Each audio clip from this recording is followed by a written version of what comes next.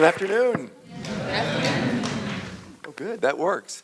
So I have to tell you, with this simultaneous translation, I actually was appointed by President Obama. The United States used to have a president.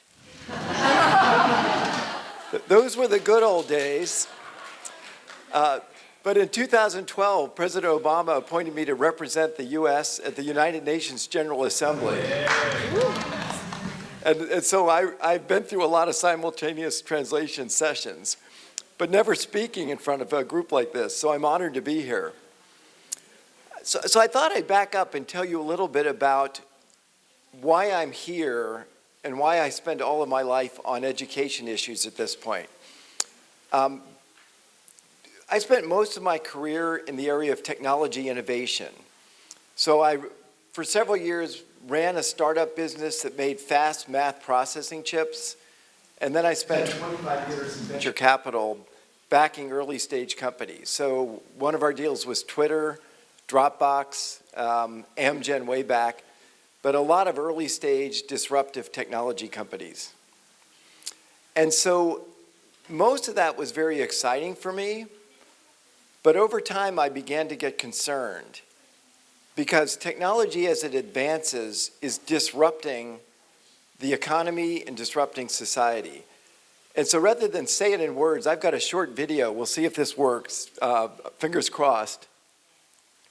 But this is where we're headed, and this is what drives me and the work I do in education.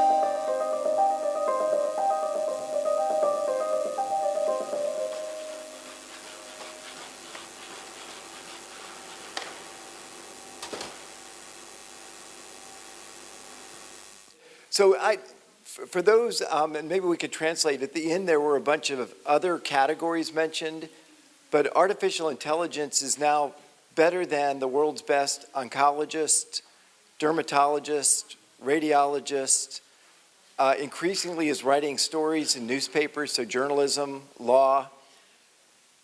The point is that the routine jobs in the economy are going away. Today, those jobs are already under duress. In the United States, median wages are dropping. Many people are unemployed. Many people have given up looking for work. But here's the issue, is that the advanced pace of machine intelligence, it's exponential growth. So that doesn't mean that it's tapering off. It doesn't mean it's steady as she goes. It's growing exponentially. So I'm going to give the audience a challenge here. So if the price performance of what we have in our pocket, for the last 50 years, it has doubled every 2 years. So where will it be in 10? Anyone? Yeah, the question is, if it doubles every 2 years, where will it be in 10?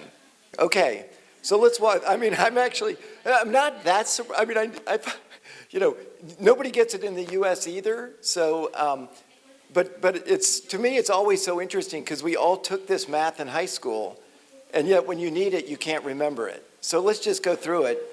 In 2 years, it's 2x. In 4 years, it's 4x. In 6 years, it's 8x. In 8 years, it's 16x. And in 10 years, it's 32x. So I want you to think about that for a second. 10 years ago was when we had the first smartphones. So think about the amount of disruption in our economy and our society in 10 years with the smartphone. What does it mean if things are 32 times as disruptive in the next 10 years? Second question, we'll see how you do with this.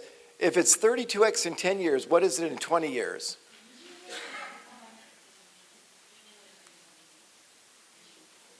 Really? Somebody, I want an answer. 32x in 10 years, what is it in 20 years? 1024. Yes, excellent. So 1,000 times in 20 years what it is today. Is there anybody here who can imagine what that's like? Of course not. I spent my career in venture capital. We have no idea what that will look like.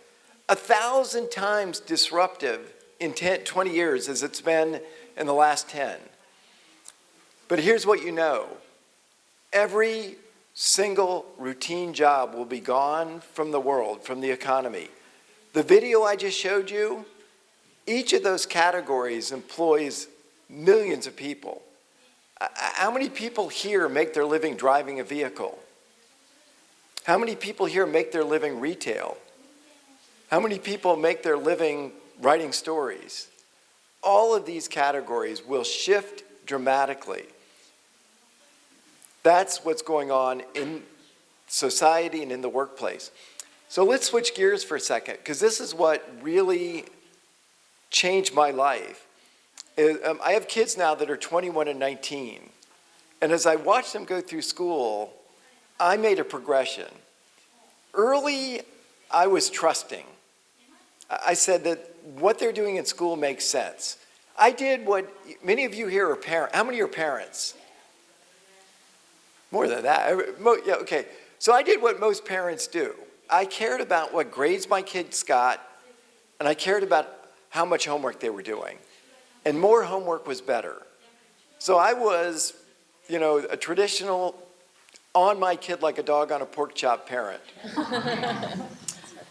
And over time, I began to get concerned. And the concern was basically this, is that I realized that my kids were being trained to and rewarded for doing basically three things: memorizing content, replicating low-level procedures, and following instructions. And in the United States, and I'm willing to bet in almost any school here, a kid that excels at those three things will be on the honor roll. And here's the issue. That is exactly what machine intelligence is perfect at: retrieving information, mastering low-level procedures, following instructions. And so if, in fact, we spend 12 to 16 years in education to turn our kids into robots, except they'll be imperfect and expensive robots, what happens to them? And what happens to them is they end up adrift.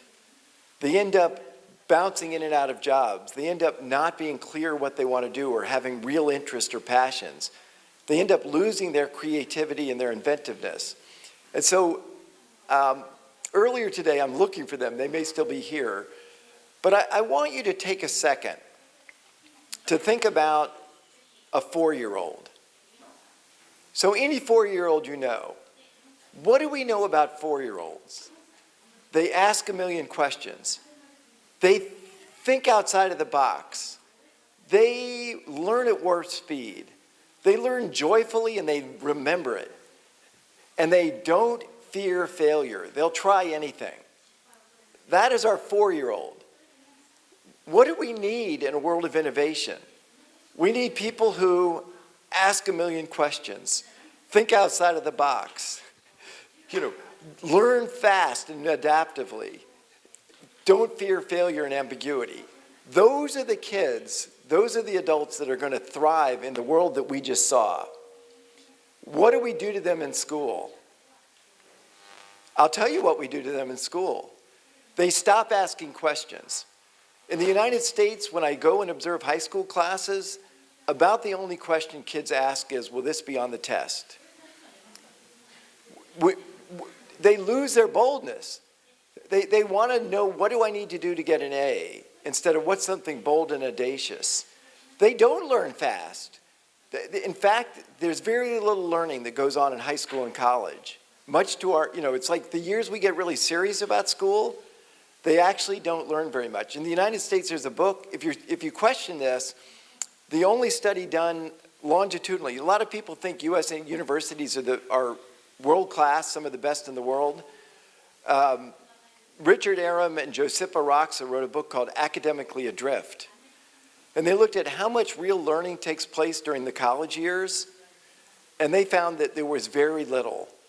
Because so much of college is exactly what I'm doing right here today, which is somebody lecturing at you, you're taking notes, memorizing content, getting good at low-level procedures, cramming for exams, saying it back, and then moving on. And so what I worry about, what I push for, what I advocate for is a completely different view of education. And what I realize with my kids is the irony that what if the push to make kids succeed in a classic education actually is their undoing? What if success in education leads to failure in life?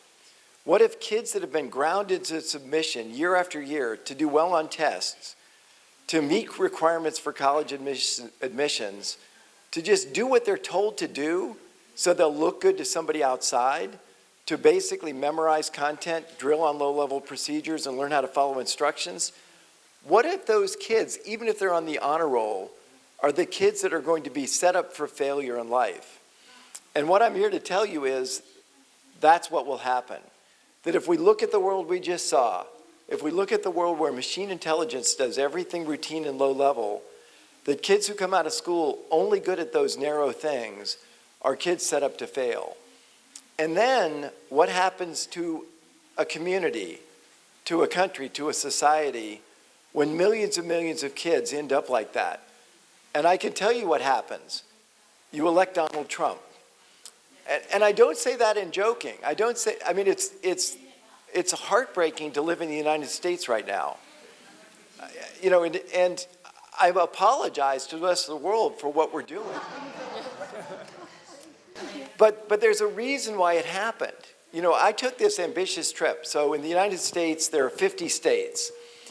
And during the school year 2015 and 16, I went to all 50 states. I visited 200 schools. I went all over the country. And I wrote a book about it that's up here, What School Could Be. But I also traveled exactly during that campaign, during that presidential campaign.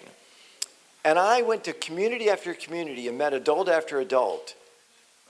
And what I learned was the following, is that we had so many people who had trusted education to open doors for them and found out it hadn't. They had counted on education to prepare them for life, and realized that it gave them very few skills that mattered. They had gone on to college assuming that was the key to success, and they left without that much of an advantage and with a lot of student loan debt. And they also didn't feel that education was going to give their kids a chance in life. And so when you lose confidence in education, when you count on it and it's not delivering what you hope it does, you lose faith in the system, you lose faith in your country, and when you are given a chance to vote, you do what we did, which is you vote for somebody that's without doubt the most unqualified person ever to lead a country, certainly in our nation's history. You know, some of you, I think most of you, all of you had a chance to see Most Likely to Succeed. So I felt like putting these things together, restating, routine jobs are going away, school prepares kids for routine jobs. If that's what you come out of school only capable of doing, you're going to be adrift and cut loose. And if too many kids are like that, you essentially undo civil society. And so I felt like, what's the best way to start? And I felt like, you know, while I've written books, I don't think you change people's mind with logic. I think you change people's mind by reaching them emotionally. You change people's mind by storytelling. And so the first thing we did was we put together this film, Most Likely to Succeed. And we talked about it a little bit this morning, but it did a whole range of major film festivals, including Sundance. I think many people believe it's the best film ever done on school. And instead of selling it to Netflix for people to watch it alone at home on their laptop, we took it directly to school communities. It's been screened by 7,000 school communities all around the world, 35 different countries, and it's changing schools, it's changing communities, it's even changing nations. The second thing I've been working really hard on is the very important problem. A lot of people think the way we're going to fix education is by starting some new schools. And it's always great if somebody can pull together the resources to start a new school. But I'm here to tell you the important issue in education has nothing to do with new schools. And it seems like if you already have an up and running school, that it'd be easier to change an existing school. But that's the single hardest thing to do in education. How do you change an existing school? And so that's been what I've been working on intensely over the last 3 years. And so I've been visiting lots of schools, trying to understand best practices, trying to understand what can possibly help an existing school change. And it's very different by community, certainly by nation. I mean, people are different, societies are different, cultures are different.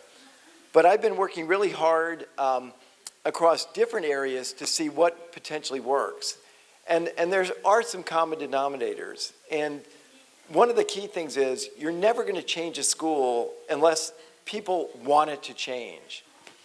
If people think it's fine as it is, it doesn't matter how hard you work. Things just slip back into the same old way. And so I'd say to this audience, I mean, you are the change makers here. You have to start by getting your school excited about the idea of changing.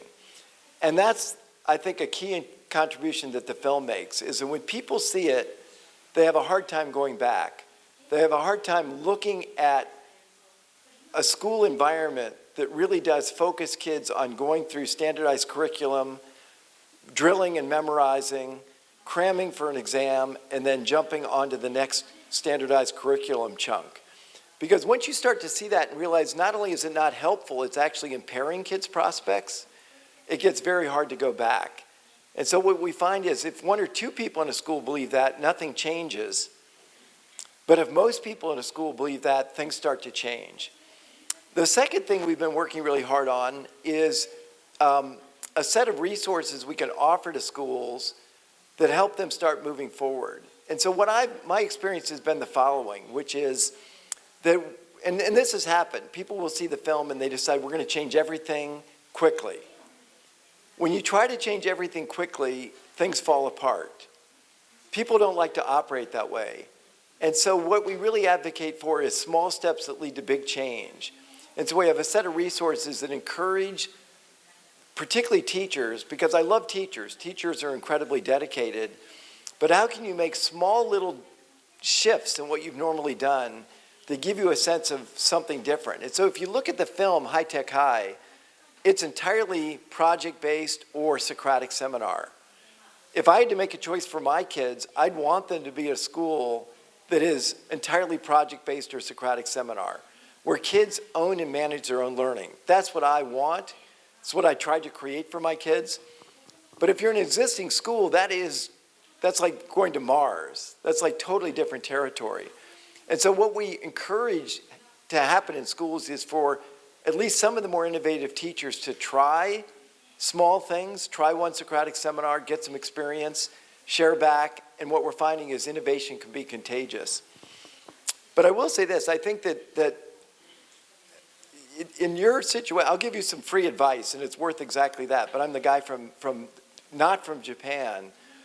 But I think that there's a really important issue about what if success in your schools is actually failure? What if standardized curriculum, an intense school environment, increasing amounts of pressure on kids, more test-driven and more test prep, actually isn't the key to success, but is the trapdoor to failure? And if you believe that, which I absolutely believe, then I think you need to really step back and reimagine education. Because, you know, as I travel, I'm getting perspective and input, but also I think it's just factual that the economy here has been flat for 2 decades. It's factual that the amount of innovative startups in Japan is relatively small. And if, in fact, the big legacy companies are on their way out, if, in fact, those jobs are disappearing, I think it has profound ramifications for what goes on in schools. And back to your 4-year-olds, if 4-year-olds have everything that's required to be a remarkable contributor to the new economy, to invent and create their own path going forward, I think the real question is, how do you align the school experience with those basic human characteristics you see in young kids so that they're in a position to flourish in a world where machine intelligence in some ways relieves us from the routine, but in other ways eliminates those routine jobs that are keeping many people busy and occupied today. So that's what I fight for. That's what I'm here to help you fight for. I'm thrilled to see this kind of turnout and engagement on a Sunday. Particularly, I don't think we've ever had a screening with this many people at 10:30 in the morning on Sunday to see the film. So you set the all-time record. But I actually love questions, so I left us some time, so I'm happy to take some questions now. Is that okay? Yeah, we've got some way in the back. Could you tell me some example what happened to existing school in United States that you showed most likely to succeed? Yeah, I could give you an example, not just a school, but last year I went to a district in New Jersey, which is one of the more populated states on the East Coast, but it's an entire district. And they were early to see the film. The superintendent, the head of the district, has seen this film 20 times, himself, 20 times. He had his entire school board watch it. He had every principal and teacher watch it.